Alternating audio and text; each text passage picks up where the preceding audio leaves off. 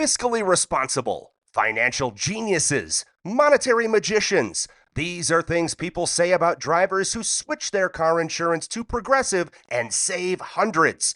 Because Progressive offers discounts for paying in full, owning a home, and more. Plus, you can count on their great customer service to help when you need it, so your dollar goes a long way. Visit Progressive.com to see if you could save on car insurance. Progressive Casualty Insurance Company and Affiliates. Potential savings will vary. Not available in all states or situations. This podcast is supported by The RealReal. Meet Christine. She loves shopping. And this is the sound of fashion overload. Too many fabulous things, not enough space. So Christine started selling with The RealReal. I've always loved collecting designer pieces. Gucci bags, Prada heels. But my style keeps evolving. Selling with The RealReal? Game changer. I earn more, and they do everything. Seriously, just drop off your items or schedule a pickup. We handle the photos, descriptions, pricing, even shipping. You just sit back and watch your items sell fast to our 40 million members. And I get peace of mind knowing I earn more selling with The RealReal than anywhere else. Exactly. That's the sound of your closet working for you. The RealReal. Earn more, save time, sell fast. And only for the month of January, earn up to $550 extra when you sell with The RealReal. That's right, up to $550 extra. Go to therealreal.com to get started. Earn up to $550 extra this month at therealreal.com. Terms apply. Previously on Bear Brook.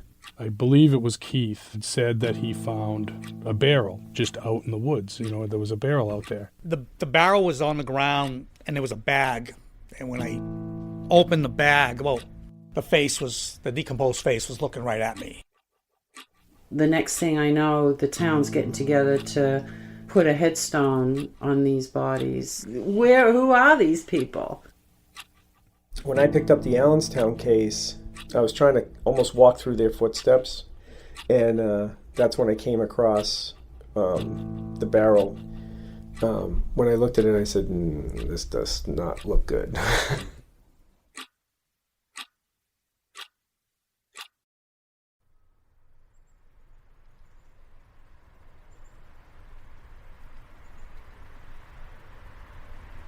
For 15 years, the second barrel was sitting just 300 feet away from where the first barrel was found, in the woods of Allenstown, New Hampshire. It was 300 feet away when the Morgan son, Jesse, and his friends pushed over the first barrel in the summer of 1985. It was there later that year when a hunter saw the bodies and called the police. It was there 100 yards away as detectives searched in vain for clues about the first two victims. And it was there when detectives left, when the case went cold and people started to forget. It sat there as Jesse Morgan grew up and left the trailer park for college, as Ron Montpleasure, the officer who found the first barrel, neared his retirement. It sat there through 15 New Hampshire winters, the blue paint slowly turning brown with rust. It sat there until State Trooper John Cody spotted it late one spring afternoon as dusk was settling in. The first thing going through my mind, do we have a dump site here? Is somebody using this area to dump the bodies of people that they've killed? And I was kind of like, no, I mean, this is New Hampshire. We don't expect this stuff. For people like Ann and Kevin Morgan, who lived on the edge of the park, it was startling to think that police had missed something so important. I mean, it's hard to believe, isn't it? I was mortified that it had been there that long. I mean, what does that tell you about the investigation? Really? I mean, it says something about the investigation. There basically was none. 15 years. 15 years. Why wasn't that barrel found?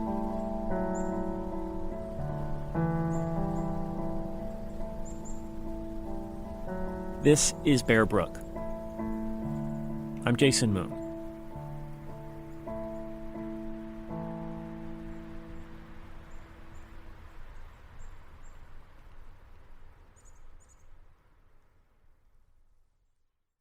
Before we talk about what happened after the second set of bodies were found, we're going to spend some time trying to answer that uncomfortable question. Why did it take so long to find? The second barrel has always been an awkward topic for police in New Hampshire. They know the fact that it took them 15 years to find it doesn't look good. Here's Ron Montpleasure, the officer who found the first barrel in 1985. I kind of said, geez, I set up the perimeter. I guess I didn't set it up. Kind of slapped myself saying, wow, why didn't we do a bigger perimeter? But we were just focused on, that first barrel. I mean, you have to understand that this is a wooded area. This is a very thick forest, and there was a lot of clutter, and it's like looking for a needle in a haystack. Who would think? In case you're wondering, investigators today are confident both barrels were there in 1985. But it's not just Montpleasure who argues that finding the second barrel was easier said than done. Authorities at the state level who are in charge of the case today will say pretty much the same thing. This came up at a press conference a few years ago when a reporter with the state's largest newspaper put the question to Benjamin Agate, a prosecutor with the New Hampshire Attorney General's office. It took 15 years to find the second oil drum. What happened there? It was only 300 feet away. Was it buried, or was it hidden, or was it just overlooked? It doesn't seem like it was that far away. Well, I think if we were talking about an area that had more, let's say, bike trails, that was more marked, then I could certainly see your point on that. But with regards to this, it was 300 feet away. We're also talking about an area that's just heavily wooded, and quite frankly, I don't think that finding that second barrel any sooner would change the information that we have to present today.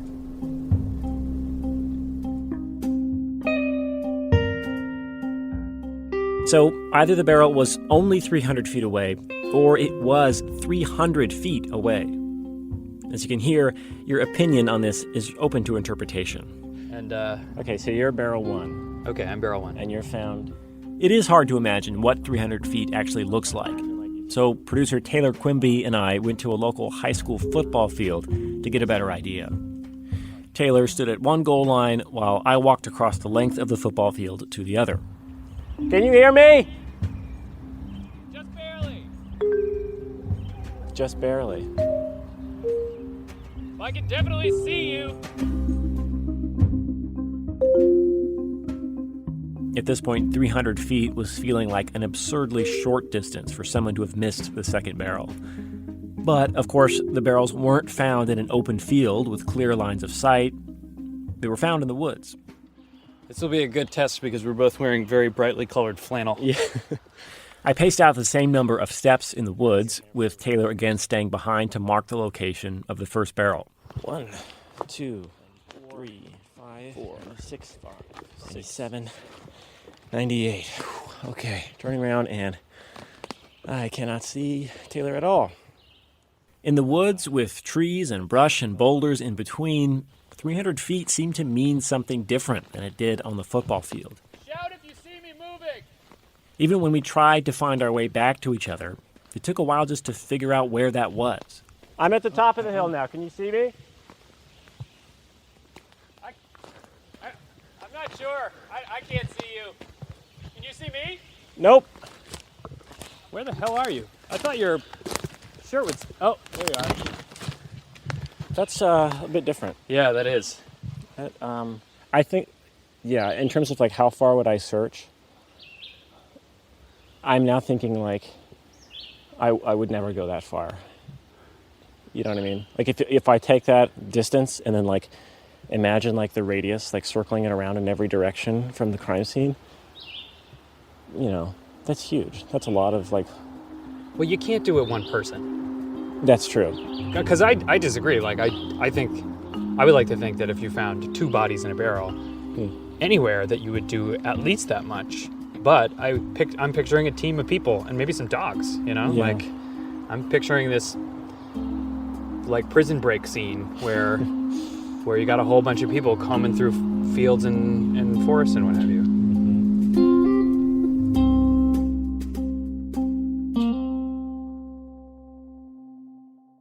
So it's definitely much harder to find something 300 feet away in the woods, even when that thing is shouting at you.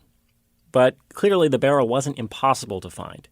And in the end, it was a single investigator on his first trip out to the scene who found it. Which brings us back to that same question. Why didn't they find it in 1985 with the other barrel? Why weren't there large teams of investigators walking shoulder to shoulder through the woods after the first barrel was found? Why wasn't it more like that prison break scene that Taylor was imagining?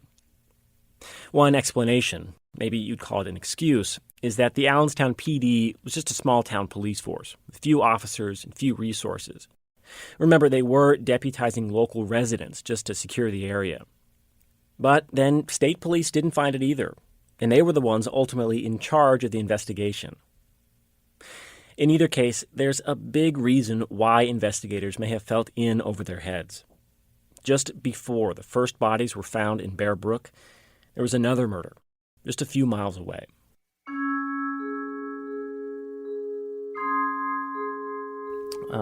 Let's just go through the whole case. Where do you want to, what's the best place to start? Yeah, so I guess we start on November 9th, 1985. Kevin Flynn is a true crime author and a longtime reporter in New Hampshire. Danny Paquette was a welder, lived in Hooksett, New Hampshire. He was working in his backyard welding a bulldozer, and two of his friends were in his garage repairing and restoring a car, and they heard a noise. They came out, they found Danny lying on the ground. They thought he had electrocuted himself with the arc welder, but he was bleeding from the chest. Danny Paquette had been shot and killed. It wasn't exactly clear from where or by whom, but the only explanation seemed to be that the bullet came from the woods near his house. When state police first arrived at the scene, they wondered if Danny Paquette had died in a hunting accident. But they couldn't be sure, so a homicide investigation was opened. That was Saturday. On Sunday, the first barrel in the Bear Brook case was discovered. New Hampshire averages only about 15 murders a year, so starting two cases on the same weekend put a real strain on state police. Some of the detectives who started on the Paquette case were called off the next day to go work the Bear Brook murders. It was the beginning of two parallel investigations, two separate mysteries that would end up influencing each other for decades to come. In Allenstown, officers began by interviewing people in town, but no one seemed to know anything. In Hooksett, people seemed to know a lot. Investigators quickly realized that if Danny Paquette's death was a homicide, there would be no shortage of plausible suspects. Danny was a really interesting character because there were a lot of folks who had reason to, want to hurt him. He was a ladies' man. He had a black book that was filled with the names of girlfriends and wives of people in town. On the Bear Brook case, detectives were going through stacks of missing persons reports, still just trying to identify the victims. On the Paquette case, police had the victim's ID and half a dozen people who might have a grudge against him. They had plausible theories and potential evidence. Lots of potential evidence. One of the weirdest details was in their investigation, they found out that somebody had been in a hot air balloon and was videotaping the scenery and went right over Danny's house, about the time of the shooting. I saw the videotape. There was nothing on there, but it was just like, could this get any weirder? The hot air balloon camcorder tape would turn out to be a giant waste of time. But at least in the Paquette case, there was stuff like this to sift through. It had momentum, where the Bear Brook investigation was spinning its wheels. So maybe it makes sense then that, according to Flynn, the Paquette investigation ended up receiving more attention from state police. Probably the best detective of that era on the state police was a guy by the name of Roland Lammy. And he was on this case along with John Bartholomew, who is the current commissioner of safety. Those were the two sharpest guys they had, and they were over in Hooksett. They weren't over in Allenstown.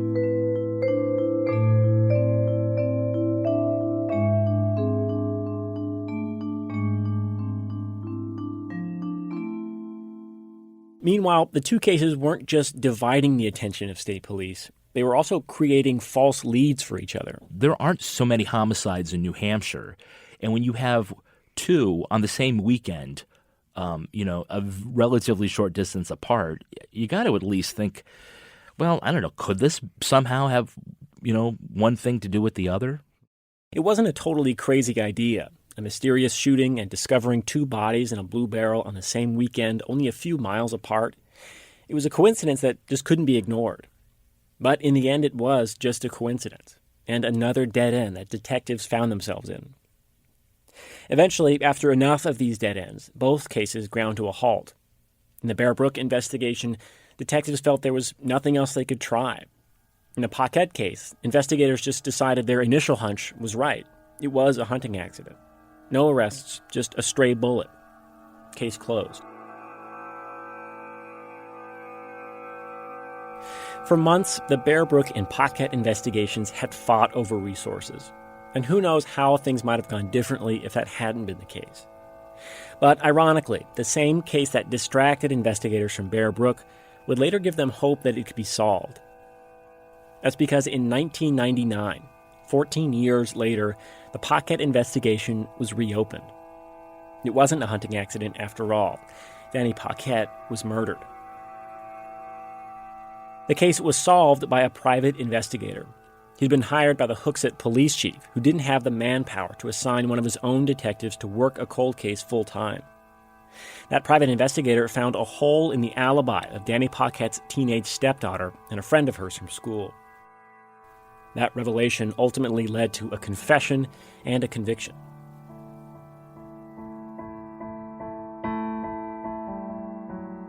And I think that, after the Hooksett case, after the Paquette case, there was really a feeling that, this could be done if the resources are set aside. Is it the biggest, most famous cold case in New Hampshire, the Paquette case? I think up until yours.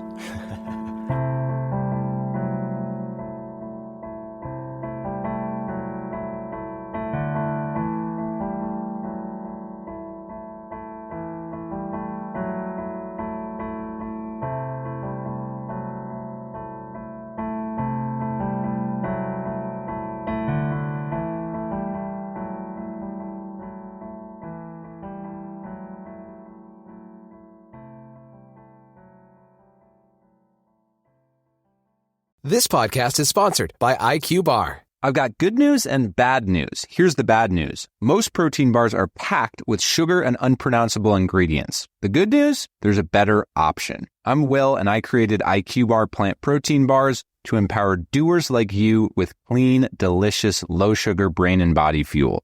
IQ Bars are packed with 12 grams of protein, brain nutrients like magnesium and lion's mane, and zero weird stuff. And right now, you can get 20% off all IQ Bar products, plus free shipping. Try our delicious IQ Bar sampler pack with 7 plant protein bars, 4 hydration mixes, and 4 enhanced coffee sticks.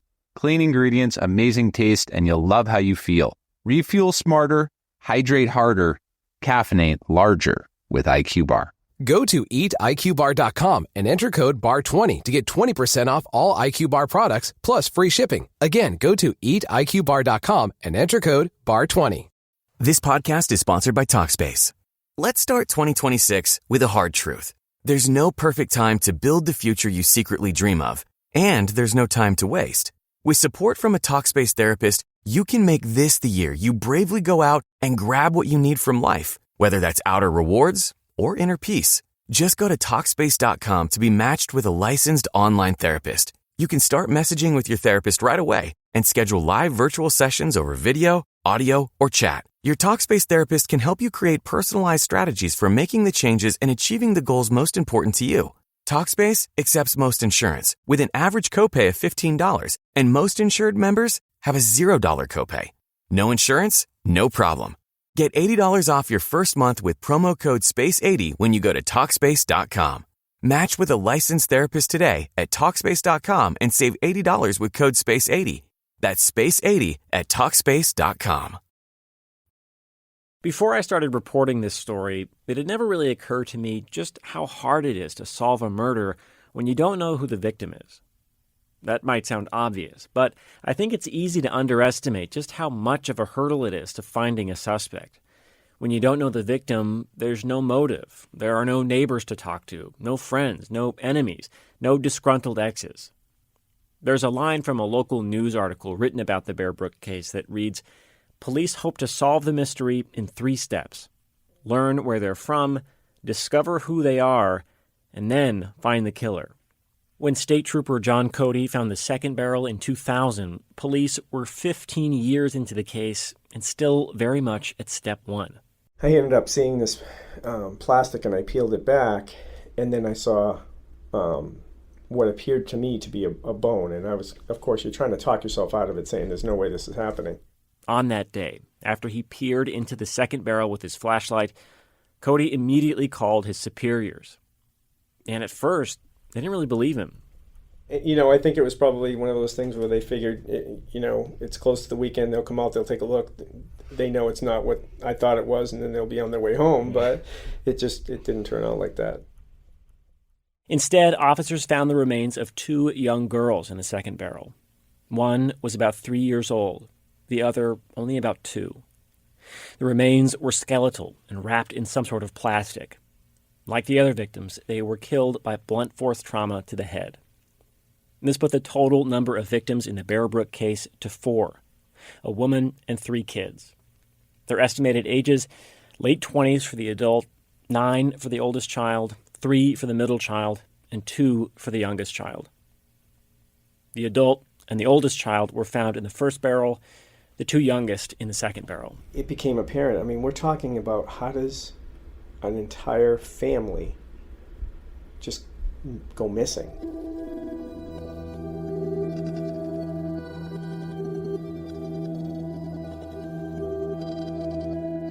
Several years later, DNA testing of the remains would sketch the rough outline of a family. The results showed the adult female is maternally related to the oldest and youngest children. Most likely their mother, though it's possible she's a cousin or a sister. But interestingly, those DNA tests showed no relationship between the middle child and any of the other victims. Investigators have speculated that she might have been a stepchild or an adoption. Back in 2000, after State Trooper John Cody discovered the second barrel, he and other investigators went back over everything they knew about the case. They re-interviewed people in town, entertained new theories, and searched again through national databases of missing persons. Investigators hoped the second barrel would be the key, that one of the new victims would be matched to a missing persons report, an identity, then a timeline, a list of possible suspects, finally a motive. They hoped it would become like a normal homicide investigation. Instead, it was a tedious case of deja vu. Investigators in 2000 combed through the same information as detectives in 1985 had, with the same disappointing results. A couple little specks here and there, which would lead to a couple other things. But, you know, it's sort of like getting lost in the city and you start, take a right, you take a left, and you end up on dead-end streets or alleyways at every turn. And that's pretty much where this case goes. Did you guys ever get as far as to have any suspects? No, not even close. No.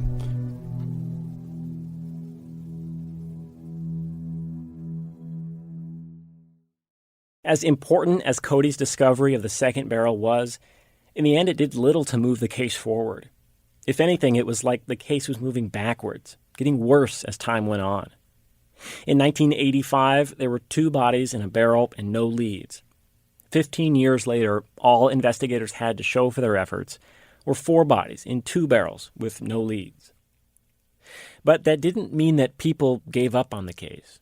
In fact, the daunting nature of the challenge even attracted new people. While the official investigation into the Bear Brook murders remained pretty much static, an amateur investigator named Rhonda Randall picked up the case. Certainly there's a lot of people looking for people in this country for one reason or another. Rhonda is someone who knows how to find someone. By day, she's a social worker. And the rest of her time, she's a genealogist who specializes in adoption searches. That's reuniting adopted people with their biological parents. Well, in the 80s when I first started doing it, I didn't even have a personal computer at home. It was a lot of phone calls. There was a time when my phone bill for a month ran at around $1,100, and my husband was like, I don't know about this hobby, I first met Rhonda through her blog, Oak Hill Research. It chronicles the history of the Bear Brook murders and her own efforts since 2011 to identify the victims. I should mention 2 things here. First, Rhonda isn't really the true crime type. She wasn't interested in criminology before this case. She wasn't binge-watching episodes of Forensic Files. In fact, she doesn't really watch TV. Second, she grew up in New Hampshire, but didn't hear about the murders until later in life, after she had moved to a town in Maine, about 2 hours from Allenstown.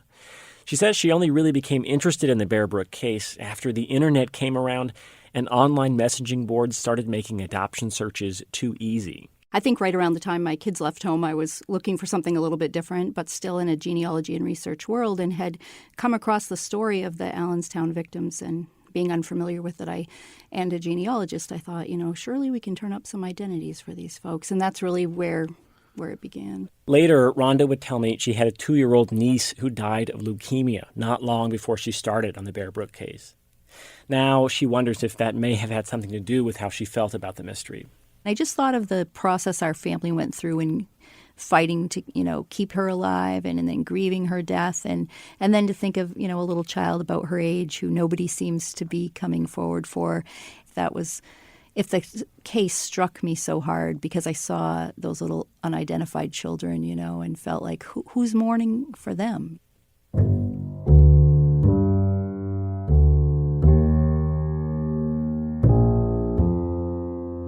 The way Rhonda looked at it, this wouldn't be all that different from an adoption search.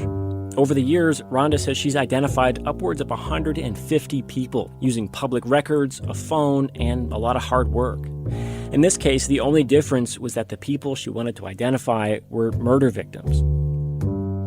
So Rhonda got to work. And I don't think Rhonda would disagree if I said she can get a little obsessive about her research projects. The first time we spoke on the phone, she told me she's just well-suited for it.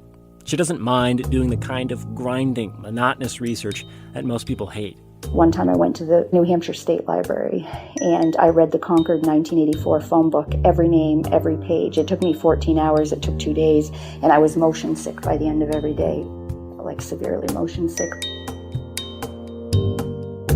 I've been called, whether it's a compliment or not, I don't know, but a pit bull, that kind of thing. I tend to be tenacious. I sink my teeth in something and I don't let go.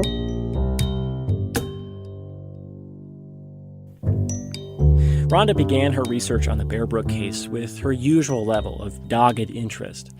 But it became something more than just a research project in the summer of 2011. That's when she decided she needed to see the area where the barrels were found in person. It was Memorial Day weekend of 2011. I enlisted one of my brothers, Scott Maxwell. He lives in New Hampshire, to accompany me. And we kind of just figured we'd go out to the area and talk to some neighbors and just learn a little bit more about it. But it was that trip that day out there that really kind of sparked an obsessive interest in the research on this case. I wanted to see what Rhonda and her brother Scott saw that day when they first visited the area where the bodies were found. So one day we parked on the shoulder of a winding road in Allenstown and then set off into the woods. It's beautiful out here. It really is. It's kind of a interesting juxtaposition of a terribly morbid event in a beautiful setting. It was December 2015, and I can remember my hand was freezing from holding the mic. But I was also riveted. It was my first trip out here, just a few weeks after I first learned about the case. Yeah, the first time I came, I think it just had a really profound impact on me. There was kind of a hush out here, and I felt like there was a spirit, kind of a sacred feel to where they were found. Rhonda and Scott led me down a snowmobile trail toward the site of the first barrel. They'd pieced together the approximate location based on interviews with retired Allenstown cops like Ron Montpleasure and his former chief, as well as residents of the trailer park like Kevin Morgan, who was deputized to keep the press away from the site. The snowmobile trail led down a slight incline. All around us, the forest floor was covered in a thick blanket of leaves. Only a few boulders peeked through here and there. And then suddenly, we had arrived. And by all accounts, it was about 20 feet off to the left from this area. So I'm not sure, in this little strip, was it there or there, but...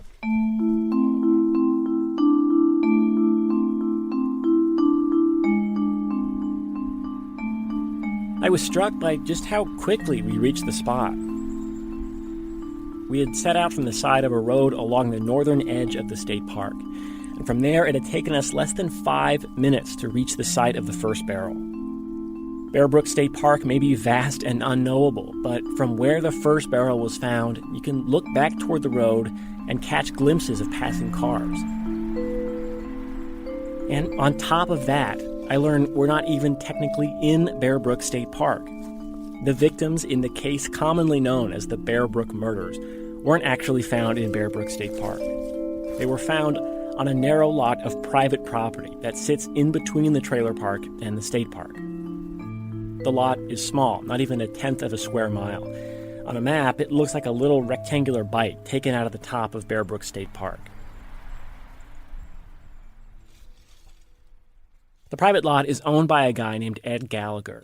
In the early 1980s, he also owned and ran a small camp store on the property. It was called the Bear Brook Store. People camping in the state park could stop in for a couple bags of ice or a case of beer, and people who lived in the nearby trailer park could walk here for a gallon of milk. So right over there, this skip is where the foundation of the store was, and where, there was an apartment above it that the property owner lived in. The Bear Brook store burned down in 1983, just 2 years before the first barrel was found. Today, there's almost no sign of the old store unless you know what to look for. A foundation that's mostly overgrown, an old disconnected power pole standing in the woods.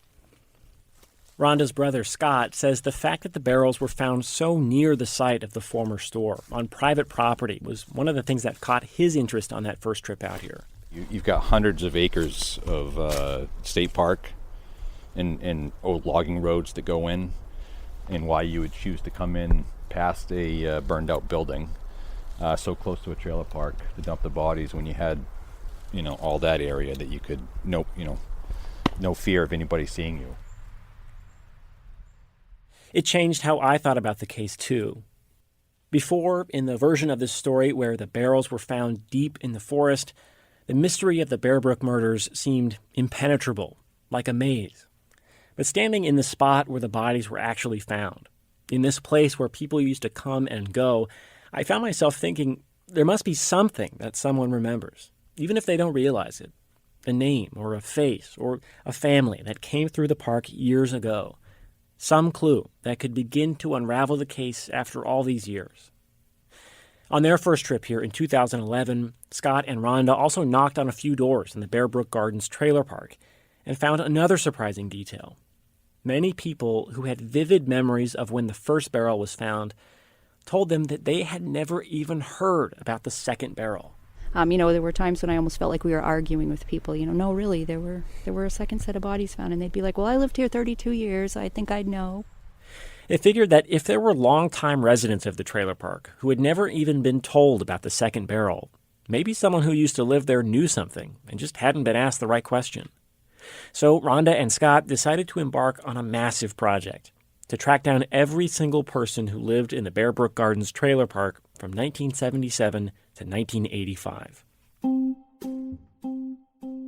A few weeks after we visited the area where the barrels were found, I took a trip up to Rhonda's home in Maine, about 2 hours northeast of Bear Brook. I wanted to get a better sense of the scale of their project and what they'd been able to find. It didn't take long to see they'd collected an overwhelming amount of information about the case. Because we never knew where it would go, we were never prepared for what happens when you have 5,000 pages of interviews and information and how best to organize it. That's still a work in progress. But hanging on the wall in the dining room of Rhonda's home is a huge aerial photo of the Bear Brook Gardens trailer park.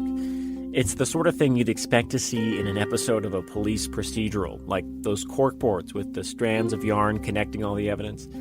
The photo is maybe 6 feet across, 4 feet high. It's black and white, taken sometime in the late 80s. In the photo, you can make out each lot in the trailer park. Rhonda and Scott have them labeled with the names of the families and the years that they lived there. We found that in 1979, a George Moore lived there, 1980, Patrick and Alice Moore, and so forth. And so we would plug them in, the names into what years, we knew people lived at and are still doing that. That's always it's a work in progress. I like to imagine Rhonda staring at the map over her breakfast, or maybe pacing in front of it after dark. The excitement of discovering another name, of coming that much closer to tracking them all down. But Rhonda and Scott have been more than armchair investigators on this case. They've done a lot of hands-on detective work too, something police generally discourage.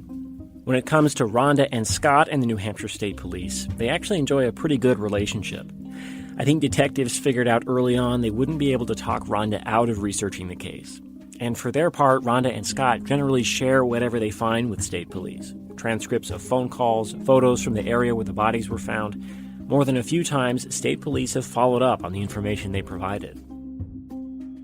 Over the past 7 years since their first trip to Allenstown, Scott and Rhonda's work on the case has taken many shapes. When they learned that motorcycle gangs were active in the trailer park during the 80s, Rhonda and Scott passed out flyers with info on the victims at the Laconia Bike Week, an annual event where hundreds of thousands of bikers from around the country meet in New Hampshire. There was the time they flew down to Florida to interview the retired Allenstown police chief, who told them he never stopped thinking about the case. They've made a number of trips back out to Allenstown, following up on things they'd heard from the former trailer park residents they were tracking down. Rhonda shows me a plastic Ziploc bag with something she found on one of those trips, a child's white shoe. Just in the leaves and dirt under a tree, we see this shoe and an old school little child's shoe, and I'm sure it couldn't have lasted for 30 years out there probably, even though it is quite worn, but it still just was really ominous to see it. I picked it up and put it in a bag and brought it home, and I sometimes wonder what its story is, and hopefully it had nothing to do with the victims. But I'd like to tell you that one of these trips led somewhere, that this shoe was the missing key that investigators needed, that it had a worn initial on the inside of the tongue, or some other small detail that would have led to an ID of the Bear Brook victims. But of course that wasn't the case. Rhonda and Scott gathered more information, but it was never quite the information they needed. The shoe wasn't even found near where the barrels were. More than anything, it was a symbol of what drove Rhonda. And still, she sent photos of the shoe to state police. It's just the sort of thing she would do, just in case. All their time spent working on this has changed both Rhonda and Scott's lives. This is my brother who, I probably spoke to him once a year on the phone prior to this, and now sometimes I speak to him like 7 times a day, it's just, and yeah. If you haven't noticed, Scott doesn't talk as much as Rhonda. It's just one of the ways they seem to balance each other out. Rhonda is always ready to dive in, while Scott's more measured. And somehow, those contrasts seem to add to the bond they formed over this case. A bond that can be hard for others to understand. I think for a year or two, like at family get-togethers, no one wanted to sit near us, because that's all we talked about, Those that know us well know we have OCD. Well, here's a picture that might illustrate this a little bit. So this is Scott's wife. Rhonda reaches for a photo and hands it to me. It shows 2 people standing next to 2 different size barrels. Where would you cut to fit in barrels? So we asked them, They were using them as stand-ins, in place of the corpses of the victims, so they could get a sense of how you might dismember them to fit inside. What is that, a 30? Because we were trying to figure out, and you can tell they're just like, oh, brother, here they go again. But, we just... So they've helped us along the way, but not always enthusiastic. Right. When I first spoke with Rhonda, to be honest, I wasn't sure what to make of her or this project. I mean, who reads the phone book for 14 hours? And could her research really be helpful, or was it just getting in the way of the real investigation? But the more time I spent with Rhonda and Scott, the more I felt like they were playing an important role. The case hadn't been solved, but they had done a lot. They reunited a whole community of neighbors from Allenstown, some of whom didn't even know about the second barrel, who are all now invested in solving the case. They've collected a huge repository of information about the case on their blog. All the media coverage, all the theories that have been floated, the fruits of their own research. A lot of my own reporting for this series was built on the work that Rhonda and Scott had already done. But perhaps most importantly, they stepped into the role of victim's advocate, something that would usually come from the victim's family. Today, Rhonda and Scott are as close to being the victim's family as it gets in this case, pestering police to look into things, handing out flyers about the victims. Since 2011, they have refused to let anyone forget about this case. Rhonda and Scott kept the torch lit. And some days I find myself a little maybe even angry, thinking, what grandmother let this happen, or what neighbor, or what bus driver, or, where were all of you,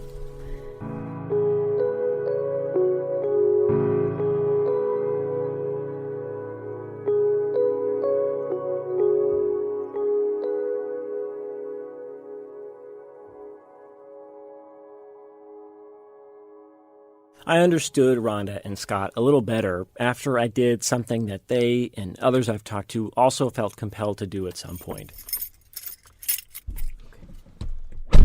I paid a visit to where the first two victims were buried back in 1987. Okay, well, I'm in the cemetery, and there's probably 1,000 gravestones here, and so now I just have to find it. The St. John the Baptist Cemetery in Allenstown is on a quiet road lined with tall cypress trees. The headstones are neatly arranged into a grid. I started at one corner and began making my way up and down the rows until finally, oh my God, here it is. Wow.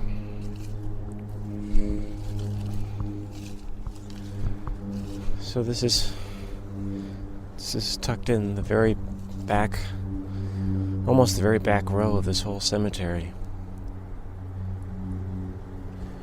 And it's got a rose on top of it, of the headstone, and it reads, "Here lies the mortal remains, known only to God, of a woman aged 23 to 33 and a girl child aged 8 to 10. Their slain bodies were found on November 10th, 1985 in Bear Brook State Park." It's really faded here at the bottom. May their souls find peace in God's loving care.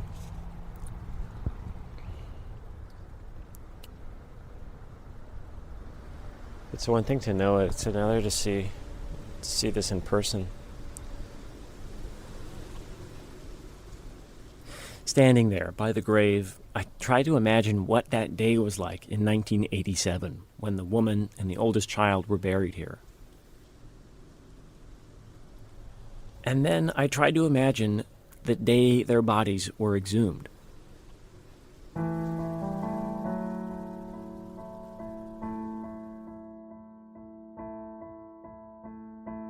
In the 15 years since the second barrel was found, investigators had failed to find a single solid lead in the Bear Brook murders. But while they were checking databases and wearing out shoe leather, a parallel investigation was taking place. One that required all 4 bodies to be held by the state medical examiner.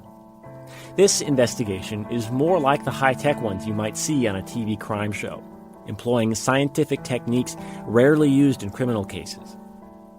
And it was this investigation that led to the first break in the Bear Brook murders, 30 years after the first bodies were found. I want to thank everyone again for coming today. We have some new testing results that we want to share with basically the world.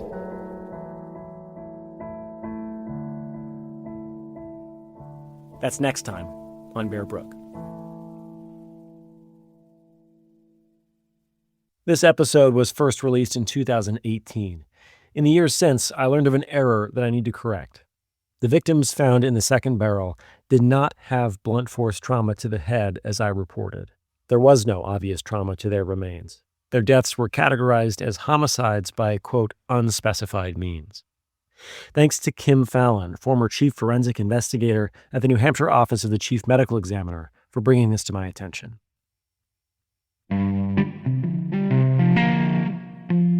Bear Brook is reported and produced by me, Jason Moon. Taylor Quimby is senior producer. Editing help from Corey Princell, Todd Bookman, Lauren Chulgin, Sam Evans-Brown, Brita Green, and Annie Ropeek. The executive producer is Erica Janik. Dan Barrick is NHPR's news director. Director of content is Maureen McMurray. NHPR's digital director is Rebecca Lavoie. Photography and video by Ali Gutierrez. Graphics and interactives by Sarah Plord. Original music for this show was composed by me, Jason Moon, and Taylor Quimby. Additional music in this episode from Blue Dot Sessions and Lee Rosevear.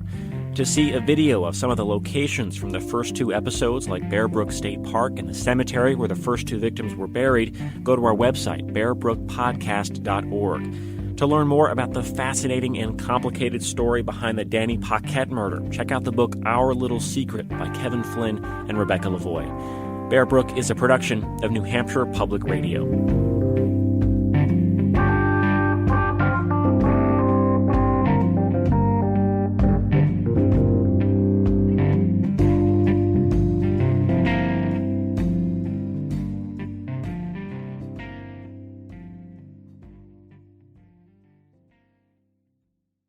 Hello, this is Jack Wilson, the host of the History of Literature podcast.